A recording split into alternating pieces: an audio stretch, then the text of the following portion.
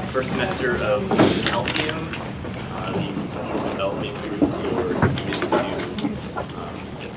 who are interested in alternative or industrial careers. So today we're going to be focusing on entrepreneurship and things like startup companies. So I would like to welcome our guest, Dr. Maggie McCammon. Maggie got her PhD in biochemistry at the University of Oxford, and also holds an MBA from University of Cambridge. Since then, she's since relocated here to the States, and she's been involved in lots of really interesting work throughout her career, including research translation. She's also an entrepreneur herself. She started her own business, but currently she is a portfolio manager at the Michigan Economic Development Corporation. So she's here today to talk about her path, as well as the Michigan Economic Development Corporation and opportunities that might be available for young entrepreneurs, especially in the health sciences. So give her a hand.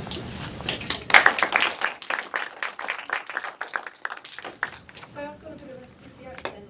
Is my voice carrying enough without the mic? Will you hear me with that? Or should I use the microphone? Okay, well thanks very much, Joe. It's really great to be here, and I'm really excited to connect with the CALC group. As someone who spent time in both industry and academia, I can really see how this can be important. And so I have to admit, part of my reason being here is that I'm hoping that I can encourage some of you to think about pursuing your career along with us in entrepreneurship. So my presentation is going to be really just 3 fairly short talks. I'll give a brief overview of my own career stages and focus on the main impact factors that affected my career decisions. And mostly what I want to highlight is the decisions I made that were really beneficial to me, but I didn't realise at the time how beneficial they would be. So I'm hoping that this might help you make your career decisions as you move forward. As Joe said, I've had some experience in entrepreneurship myself, so I'll talk about some of the risks and rewards involved in that. And I'll discuss the kind of whys and the hows of my own transition from science research to science entrepreneurship. But mostly what I want to focus on is the resources that are available within the state for you to access, for you to start your own high-tech startup companies. And obviously we have various funding routes, which I'll highlight, but I also want to focus on the educational mentoring programs that we have.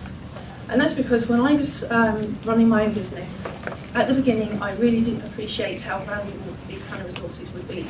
But with hindsight I can tell you this can be crucial to the success of your business. And so the programs I'm mostly going to focus on are the early stage programs. So these will be the programs you would access when you were founding your own business or in the first few years of your business's life. And I'll go into those in more detail. And then I'll give a more high-level overview of the early stage programs. So these will be programs you will access maybe year 3 or 4 onwards for your company.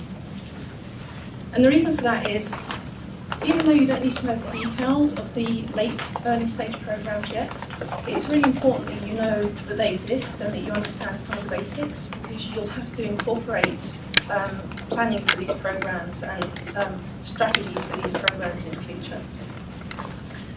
And I'd like to end on more of a kind of conversational piece. So I've benefited a lot from my own internships, and I'm interested in seeing if we can set up an internship program with students here at UM. So basically to see if there's any interest from you guys in doing something like this, and if so, what would be the important factors to you.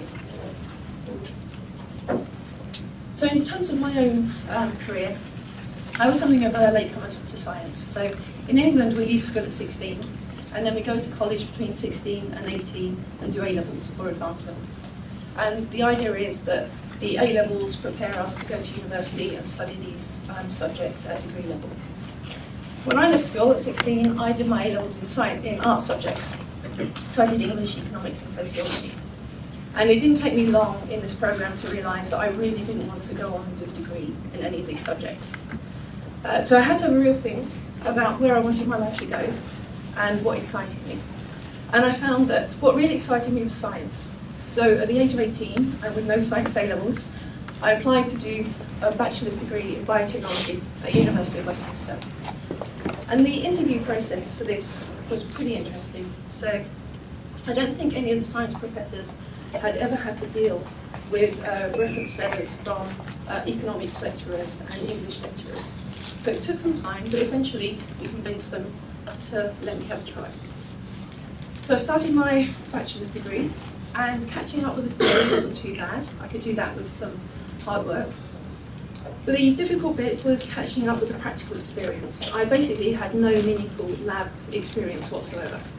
And certainly for me, and in that environment, it was very difficult to get additional lab experience in the kind of controlled environment of the university. So that's the point where I decided during my summers I would do internships in lab environments to try and improve my lab skills. And for reasons I'll go on to in the next slide, I couldn't take any paid positions, so these had to be unpaid internships. And this is one example where I made a career decision and the benefits of this were much, much larger than I expected. So one thing, because I was doing an unpaid internship, I actually had a lot more say in the kind of work I was doing and the kind of skills I acquired. So I could be quite strategic about how I use my time. In addition, everyone at leadership level was aware that I was there on an unpaid basis. So I think to kind of compensate for that, they involved me in a lot of meetings and events that were at a much higher level than I would normally be involved. And again, that was hugely valuable later on. But the biggest benefit was definitely my letter writers. So being there without having any benefit other than learning about the science really impressed on them my passion, my interest in the science. And that was really strongly reflected in the letters of reference that they would later write me. And I benefited from those letters hugely and for years to come, and I'll highlight some of the ways that that happened. In addition, this gave me a chance to see how science works in different environments and different cultures. And research in hospitals and research in industry are both very different from each other and very different from academia. So I learned a lot about the different cultures while I was doing this. And so, for example, at the end of my Pfizer internship, my director, Keith, took me aside and he said, "There's no argument here, you have to do a PhD." And the reason for that is, in industry, there's a very strong glass ceiling. If you don't have the right letters after your name, you can't get promoted above a certain level. And that was among the best advice that anyone ever gave me, and the only reason I knew it is because I'd spent some time in that environment. In terms of benefiting from my letter writers, I think I really started to appreciate how important that would be just before I started my master's degree. So, and again, I'll explain on the next slide why. But between the point where I was accepted onto the master's course and the point when I actually started, my circumstances changed. And I could no longer pay for the tuition fees, which were thousands of pounds. And so I was a bit cheeky here, and I basically put a letter together saying, please make an exception for me. I really want to do this course, but I can't pay for it. And King's agreed.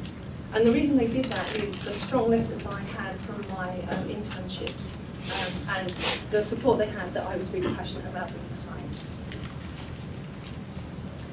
So it was during my master's that I was first introduced to mass spectrometry, which is a really exciting technique that I don't know if you know about. And having already decided I was going to do a PhD, this is the point I decided my PhD would be in mass spectrometry. So at the end of my master's, I did another unpaid internship over the summer at GlaxoSmithKline in their mass spectrometry department. So I've alluded to some complicating factors while I was doing my first 2 degrees. And this is because at the time I was deciding I wanted to do a science degree, I had this great idea that I could pay my way through university by starting my own business. So at the age of 18, just after I finished my A-levels, I put together a business plan for a catering business.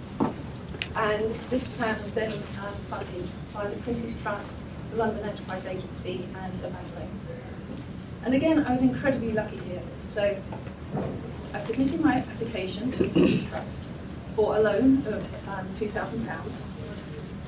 But between the time my application went in and my award letter came back, the Prince of Wales had a very big fundraising event in central London and actually raised a lot more money than he was expecting.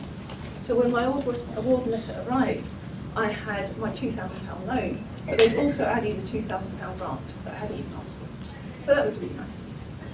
And I got another £1,000 grant from the London Enterprise Agency. And then, as part of this kind of soft funding agreement, I had to also get a standard bank loan for £1,000. And that's a fairly standard setup, and we work kind of similarly at MEDC, in that, particularly as your business grows, we look to see some skin in the game from the entrepreneur. So we look to see some risk capital. So in my case, it was my bank loan. And the other thing I learned from this is that I got so much more from these first two organisations than just the money. So both the Prince's Trust and Mentor run a series of programmes and workshops for entrepreneurs, which is free for their grantees to attend. And it covers things like taxes and accounting and that kind of thing. In addition, the Prince's Trust gave us all an advisor. So I had a mentor working with me who had experience in my field and was able to help guide my business decisions. And I absolutely didn't appreciate it at the time. But as my business progressed, and with the benefit of hindsight, I can absolutely say the only reason my business was successful was because I had access to this fantastic support system.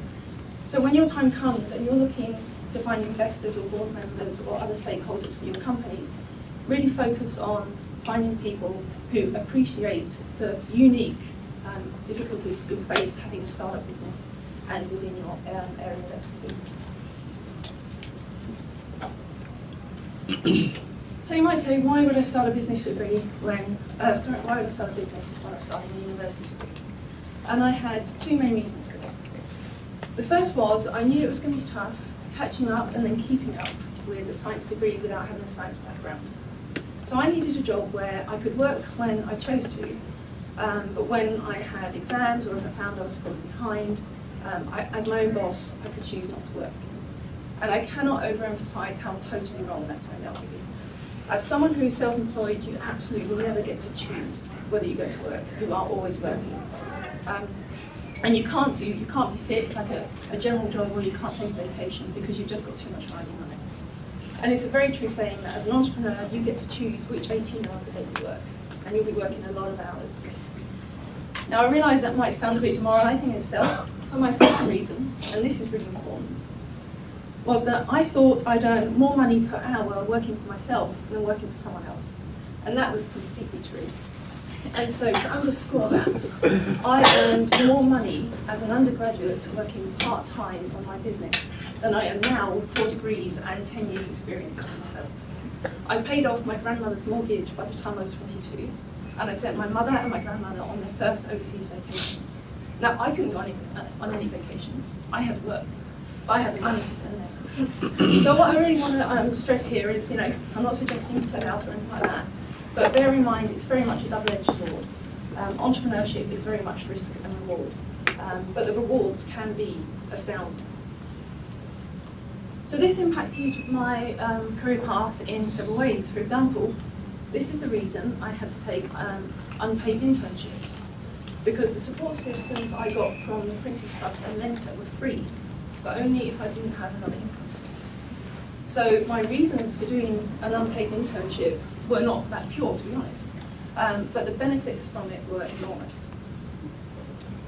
In addition, this is the reason I couldn't pay for my master's fees, because shortly before I started my master's, a car went into the back of my vehicle and wrote it off. And so I was out of business for several months while I sorted out insurance and sourced another vehicle. And I had my regular monthly phone call with my Prince's Trust advisor. And I mentioned the accident more or less in passing, because what I was focusing on was finding people to cover my contracts so that I could still have a business to come back to when I was back on the road. And the next day, literally after this phone call, I got a letter from the Prince's Trust freezing my loan repayments and freezing the interest on my loan. It was only 1% or something anyway. But again, it really underscores how important it is to have investors and backers behind you who understand what you're facing when you're running a startup business, and also can think ahead, because I hadn't planned for the financial impact, and he was able to preempt that and just took action for me. And of course, the other thing is, that's what I pitched to King's College when I said I couldn't pay my fees, and they covered it for me. So my business covered my first 2 degrees and my first 3 internships, and then I sold it. Because as I said, at Pfizer I had decided I was going to do a PhD, and at King's I decided that was going to be in mass spectrometry. Now when I told my industry colleagues that I was going to go back into academia to do a PhD, a lot of horror stories came out about their own PhD experiences. So for example, I have one friend, Sunil, he had completed everything to do with his PhD. He started a job, he just had to write up his thesis and hand it in. And I met him 4 years later and he still hadn't done it. And he never ever finished it. He didn't get his PhD because he didn't finish that last little bit. So I didn't want to be one of these horror stories. So I decided I was going to de-risk my PhD decision and spend a year in industry working in mass spec before I went back to do my PhD. So for that reason, I moved to Hunting Life Sciences. This is a contract research organisation in England, and at the time they had the biggest mass spec department in Europe. And my intention was to stay there for a year, but I really liked the job, and I really liked the company, I really liked the people, so I stayed for an extra year just because I was happy there. Then when I went to my director, Davey, who was also an ex-Pfizer person, and I said I was going to start applying for PhD positions, Davey said, well, I've got a very good friend at the University of Oxford called Carol Robinson, who's looking for PhD students. So Davey threw a party at his house, invited Carol, invited me, introduced us, and long story short, I got a position in Carol's group. Now again, my internship letters really helped to seal my fate there. So Carol went out for reference letters, and I included my Pfizer and GlaxoSmithKline referees. My Pfizer advisor, my Pfizer director, called her up as soon as he got her request and spent time on the phone emphasising how strong his letter of recommendation was going to be. And then when I arrived there, I unexpectedly had a GlaxoSmithKline industrial PhD studentship, which had a higher stipend than the average PhD. So again, I really benefited from these unpaid internships. Now my idea at the time was I was going to just pop into academia, get a quick PhD, and then get back into industry. And of course that didn't happen. So Carol was headhunted by the University of Cambridge towards the end of my PhD, and she offered me a postdoc, so I moved with the group. And I became an independent researcher a few years later, and then a year later I was elected as a fellow of Christ College, Cambridge. And that was all fine. But all during this time I was very much aware that I had been contaminated from my unusual exposure to industry science, in that I was always asking, but what's it for? I was always much more excited about research that would involve injecting someone or giving them a tablet or something that would help to make them better. And this really crystallised for me when we got a large award. So I was part of a collaboration. We were working on small molecule ligands as potential therapeutics for amyloid disease. And we got a Wellcome Trust award of £2.something million, so around $4 million. But when we sat down as a bunch of academics to discuss how we were going to move forward with this, the discussion was all about the research we were going to do, the papers we were going to write, the conferences we were going to present at. And there was no discussion about the animal studies we would start or the clinical research we would carry out. And those are the kind of discussions I've been exposed to at Pfizer and Glaxo at the kind of high level. So at that point I realised I had a really big knowledge gap between finding something in the lab and actually getting it onto the market. So I decided I'd take a year out and do an MBA focusing on how to translate research in the lab into a marketable product. Of course, Cambridge is a great place to do this. Cambridge cluster is the biggest in Europe, and so a lot of science entrepreneurs there. But one of the things I found is that I wasn't the only one. And there were very accomplished and very intelligent people there, much, much better than I am, who also didn't know how to make this transition. So that's when I realised this was a fairly new and developing field. It was really exciting, and it's an area that I wanted to move my career into. So I resigned from both my fellowships, and I worked, I took a short-term position in the Centre for Entrepreneurial Learning at the Judge Business School, and we began working on getting funding for a longer-term position for me. Of course, at that time, Brandon decided he was moving to UM, so we upped it and moved to the US. And so for the first couple of years, I worked at UM as a research translation specialist at Misha Improve. So this is the Michigan Institute for Clinical and Health Research and the Michigan Clinical Research Unit. They're kind of part of the same body. And if any of you are interested in kind of furthering your research in terms of therapeutic or diagnostic or something, definitely check their website out, because they've got a lot of really good resources. And I think they might even still have some funding programs. Then 2 years ago, I moved to entrepreneurship at the state level when I joined MEDC. And so my group, the Entrepreneurship and Innovation Group, invest around $25 million a year into the Michigan economy to help de-risk early stage technologies in Michigan and help establish and grow associated startup companies. Our portfolio consists of companies we invest in directly. We have a series of service providers that we pay so they can support our startup companies or any startup company in Michigan. And we have funding bodies who administer grants and loans, etc. on our behalf. And so what I want to spend the next few slides on is giving you an overview of the kind of resources that this $25 million a year supports that you can access and use to start up your own business. Again, I'm going to focus on the very early stage programs at this stage. And I really want to emphasize how great these programs are. The scientists at Cambridge would have loved to have access to the kind of resources that you guys have here. And even other states are very envious of what we have in Michigan. And that's because the Michigan recession started many years before the global recession. But our programs are much more advanced and much more seasoned than you'll find anywhere else.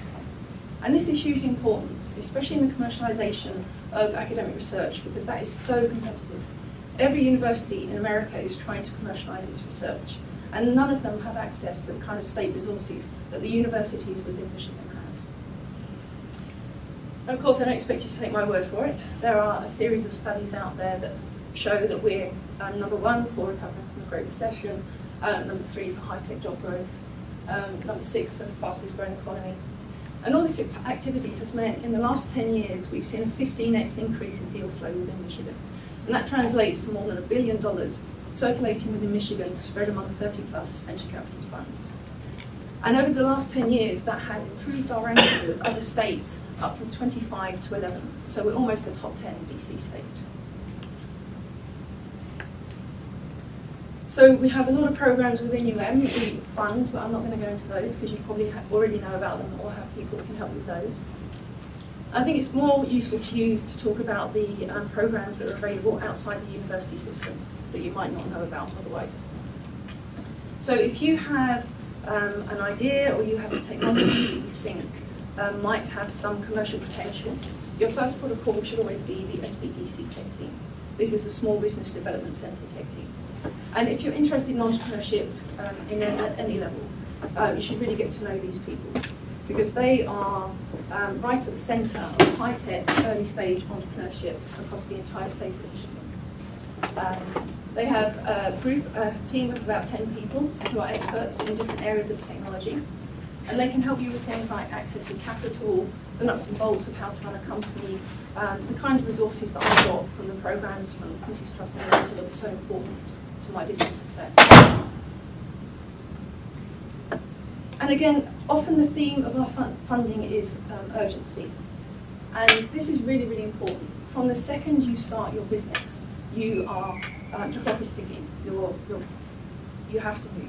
Not only on the funding running out, but on your competitors trying to overtake you. And just like in academia, there's always someone who's trying to overtake you. And one of the most common naive comments that comes from a new entrepreneur is, we don't have any competition. Now, all that means is either no one's interested in what you're doing, so there's no market anyway, or more likely, you just don't understand the business side of your science. And that's fine in itself, because we all trained as scientists, no one knows this stuff kind of automatically. But the issue is, as soon as you start your business, you're under the same competitive pressures as everyone else. So that's where these guys come in. These guys do know the business, and they do know the contacts, and they do know the resources. So they can take on the kind of role that my Quincy's Trusted Advisor had with me. And they can make sure your business keeps moving forward as fast as possible, so you can't be overtaken by your rivals.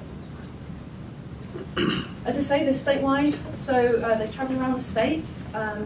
Really, really lovely people. So if you have an idea that you even think might be worth talking about, I would drop an email to Alan or Phil. They're both really nice guys. And just include a couple of lines about what your idea is, but don't include anything confidential. And then just say, can we meet for a coffee and discuss it and see if this idea has any legs? And they can take you from there and really help you out. And they also have some really good resources on the website.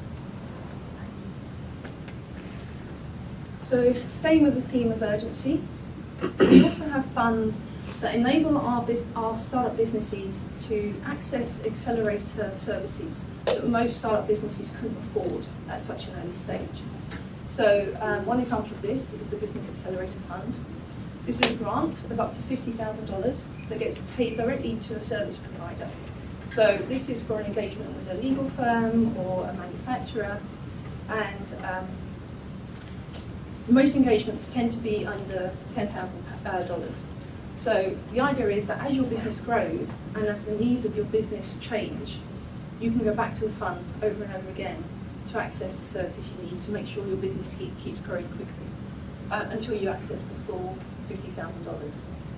It's a really, really simple application process. It's literally a one-page summary or a very simple form that you fill out depending on where you're applying from. And it's competitive, so it goes to a joint evaluation committee. But they'll review it, or come to me at MEDC, I'll review it. But you can expect to have an answer within about a month. So it's really easy, it's really quick. One thing to remember, if a single engagement is above $15,000, the company is expected to pay you a 10% fee. So all that means is if you're in that situation, just split it into two. So it's administered by SBDC on our behalf, but you have to apply through one of the local 19 smart zones. And your smart zone is Ann Arbor Spa, it's up here. So for VAF, Ben Harrington is a good place to start.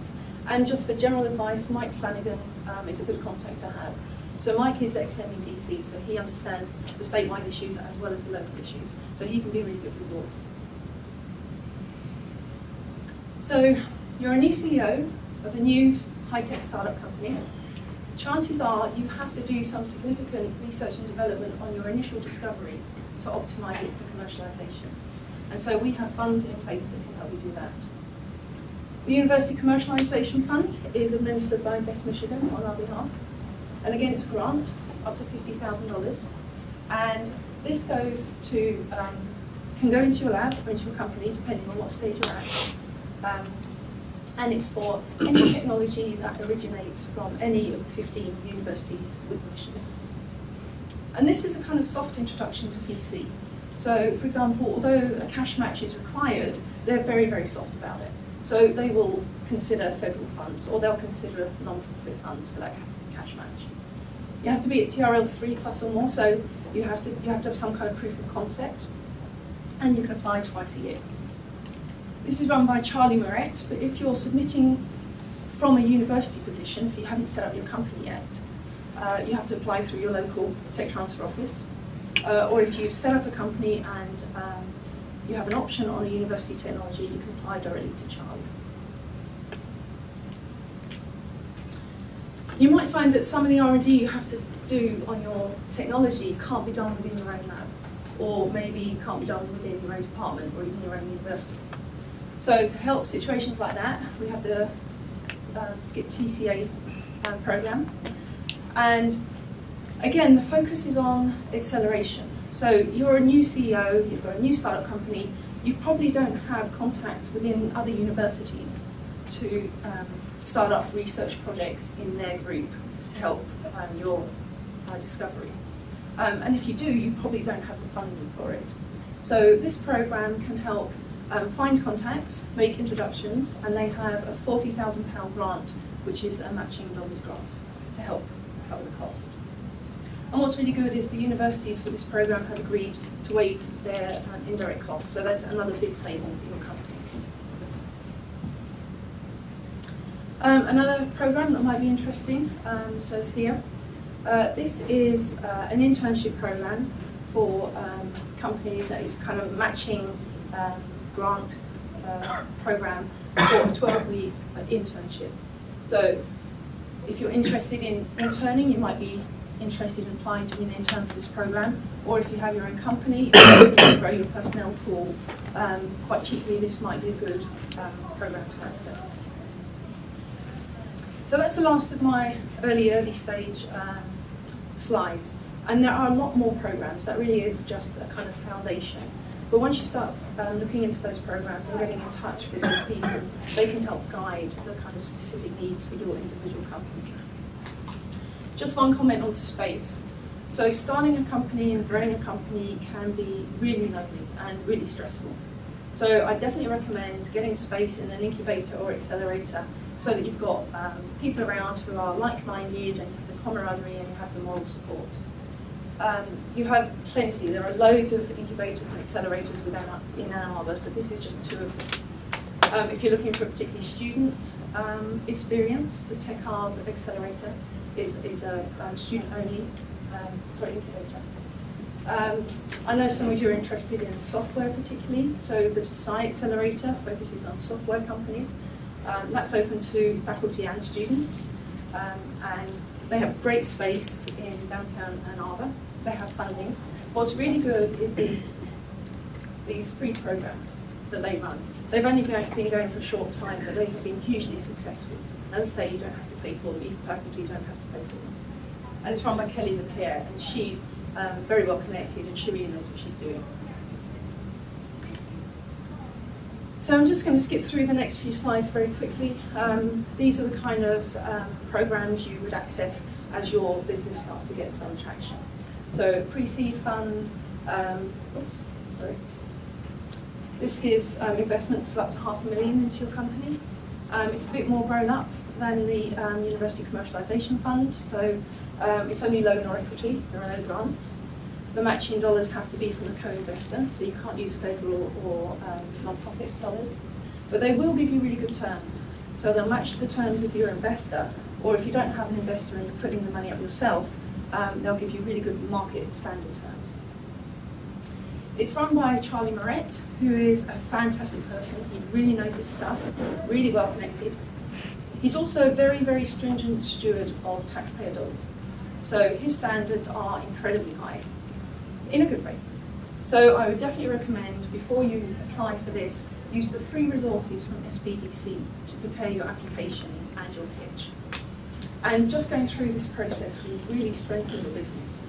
He's got a lot of experience, he brings in a lot of experienced people, so even if you don't get the funding, it's a good process to go through, and you can always come back for the funding later once your business is strengthened a bit.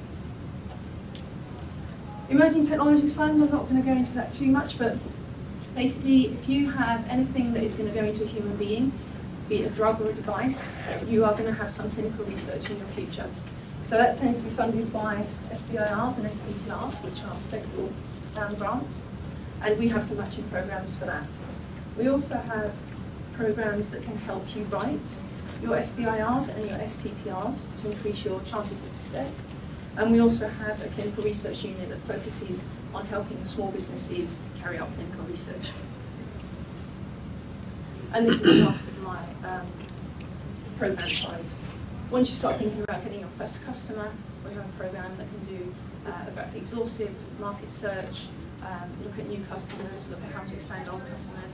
It's all free, and if you decide to take on any of their suggestions to strengthen your sales strategy, they have a $25,000 matching fund. So I'm not going to go through this. This is just for anyone who's interested, some of the common pitfalls that our partners experience with new entrepreneurs, so it's worth looking at that. And I'm not going to go through this either, but we do run a whole series of business competitions and networking events all through the year, all across the state. So if you're interested in entrepreneurship, it's worth starting to attend these, get to know the people, get them to know you. And the Accelerate Michigan is coming up next week. It's the largest business plan competition in the world with $1 million in prize money. So this brings me to the real reason I wanted to be here. So having had such great experiences with my own internships and having had them impact my career so positively, I'm interested in potentially setting up a broader program to enable people to access these benefits on a kind of broader scale. And you might say, well, why do we have the need? We have SKIA. The issue with that is many early stage startup companies can't even afford the matching dollars for the SKIA interns. And to not have internships in early stage startup companies, I think is a kind of big gap that we're missing. And I think there's a lot of benefits there. So first of all, if you're thinking of commercializing your own research or partnering with your PI to start a spin-out company with group research, then early stage experience in a company can really help you start your own company, hitting the ground running and moving really efficiently. Strategic networking. So although the entrepreneurship community in Michigan is huge, it's also very close-knit. And if you get references from people within the community, they carry a lot of weight, similar to the reference letters that I had. So this gives you a chance to get to know people within the community, get letter writers within the community. And so if you're looking for a job within early stage companies or startup companies, this could be really helpful. It's also a good way to widen research experiences. So if we can strategically place a student in a company where the research is either very close or complementary to the research in the group, it's a good way to set up new collaborations within university groups and small businesses.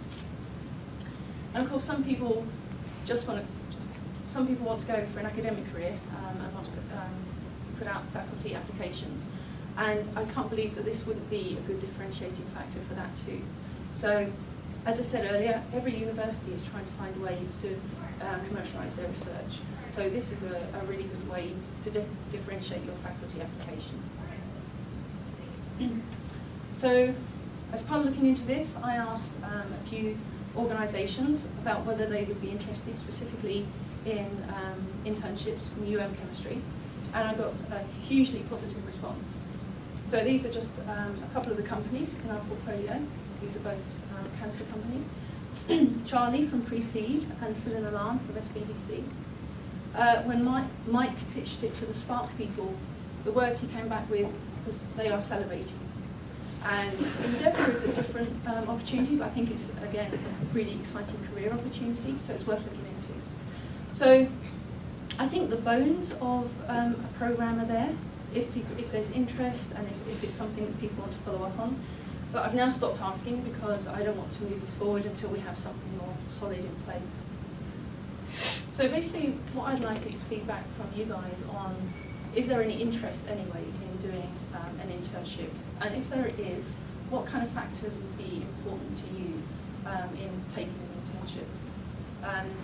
And how would it feed into your own career objectives? So would you be interested in using this experience to start your own startup company or join a startup company? And how could we kind of structure it to make it fit in best with you guys?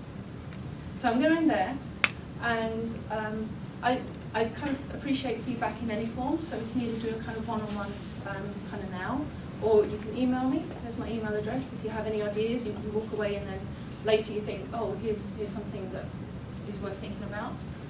Or we can meet one-on-one and have a chat later if you want to as well.